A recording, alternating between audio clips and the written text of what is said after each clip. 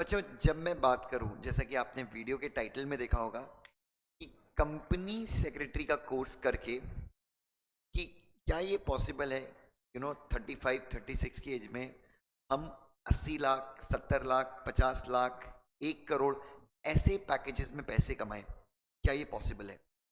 बच्चों, आपने अभी आईसीएसआई की पेपर की स्ट्रेटेजी देखी होगी। बच्चों, पेपर की स्ट्रेटेजी ऐसी है आईसीएसआई की कि नाउ इन एवरी सब्जेक्ट, हर एक सब्जेक्ट में वो कहीं ना कहीं कंपनी लॉ के ऊपर विशेष फोकस दे रहे हैं। ठीक है, कंपनी लॉ और सेबी के कुछ रेगुलेशंस, इनके ऊपर आईसीएसआई का एक विशेष ध्यान रहता है। अब बच्चों, ऐसा क्यों है? तो बच्चों, और सबसे दुख की बात यह है कि आप में से बहुत सारे बच्चे जो हैं कंपनी लॉ तो पढ़ते हैं, बट वो शॉर्ट नोट से पढ़ लेंगे। देन मॉड्यूल से पढ़ते हैं, अच्छी बात है, बट मॉड्यूल में भी कट शॉर्ट करके पढ़ते हैं बच्चों। ठीक है, फिर बहुत सारी कोचिंग क्लासेस तो बच्चों लाइक आईसीएसई में अगर गलत मॉड्यूल में गलत लिखा हुआ है तो बहुत सारी कोचिंग क्लासेस तो बच्चों वहीं से छाप रही हैं और वो गलत पढ़ा रही हैं बच्चों। ठीक है, कई कोचिंग क्लासेस मैंने सुना है कंपनी लॉ का लेक्चर 40 से 45 मिनट का होता है बच्चों, उसमें भी 45 50 मिनट के लेक्चर में भी 30 मिनट तो लेक्चर के शुरुआत में एक गाना होता है, अंत में एक गाना हो रहा है, तो बीच में बहुत नॉनवेज बातें होती हैं। तो बच्चों, ये एक्चुअली में आप लोगों को एज यंग काफ़ी मज़ा आता होगा, बट मेच्योरिटी के साथ आप रियलाइज़ करोगे कि उस एज में जो मैं सोच रहा था, उस एज में जो मेरे टीचर्स थे जिसको मैं अपनी इंस्पिरेशन मानता था, उसने सही नहीं।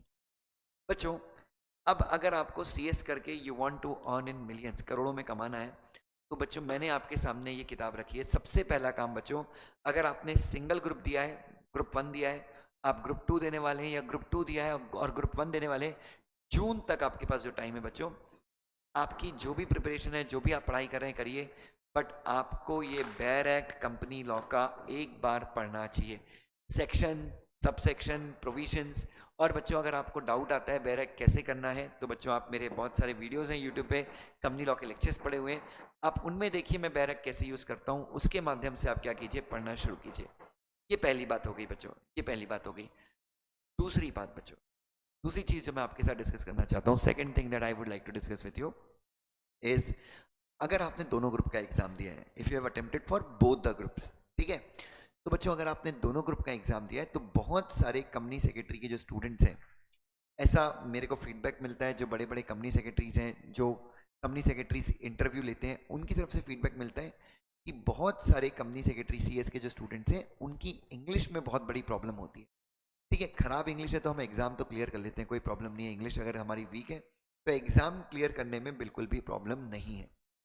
Clearing exam is not at all difficult even if you have poor English. But बात आती है इंग्लिश कम्युनिकेशन की, इंग्लिश में बात करने की।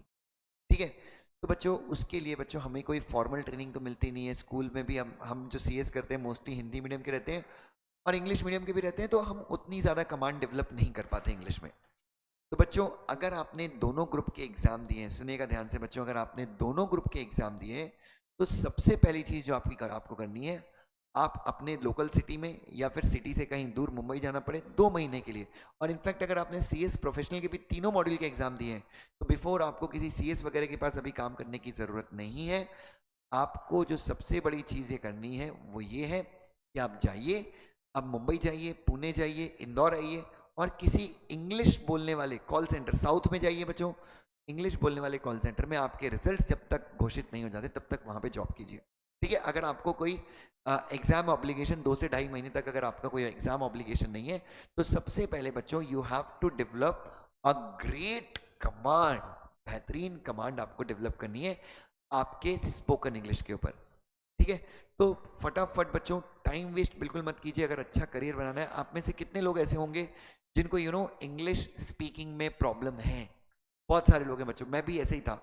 तो बिलीव कीजिए, मैंने जब सीएस प्रोफेशनल का एग्जाम दिया था तीनों ग्रुप का, तो मैंने एक आर्टिकलशिप स्टार्ट नहीं की थी, क्योंकि मुझे चीज़ बहुत पहले समझ में आ गई थी कि अगर अपने को कॉर्पोरेट में ग्रो करना है, कॉर्पोरेट में अगर हमें ग्रो करना है तो कम से कम हमारी इंग्लिश बहुत अच्छी होनी चाहिए, चाहे वो सीए हो, चाहे वो सीएस हो, चाहे वो सीएमए हो।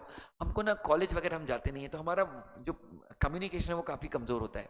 तो एक अच्छा सा कॉल सेंटर ज्वाइन कीजिए, 2.5 3 महीने वहाँ पे तगड़ा कम से कम अपना ग्रामर, बेसिक जो स्पीकिंग है वो अच्छी कर दीजिए। तो साउथ में हैदराबाद चले जाइए, चेन्नई चले जाइए 2.5 महीने के लिए, वहाँ पे रहेंगे, वहाँ पे आप अपने आप लोगों से इंग्लिश में बात करेंगे तो आपकी इंग्लिश इंप्रूव हो जाएगी। तो ये एक आपने देखा होगा, साउथ इंडियन जो लोग होते हैं, जो साउथ इंडिया के लोग होते हैं, वो काफ़ी कॉर्पोरेट में ग्रो करते हैं।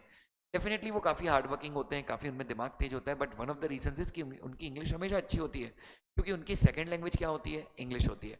तो अच्छा, तो ये चीज़ आपको ध्यान में रखनी है। तो याद रखिए, तो अगर आपको 35-36 की एज में करोड़ों कमाना है, तो बच्चों ये विवेक बिंद्रा टाइप का करोड़ों कमाने वाला नहीं है कि भाई कि मैं विवेक बिंद्रा जैसा बोलूं कि करोड़ों कमाना है।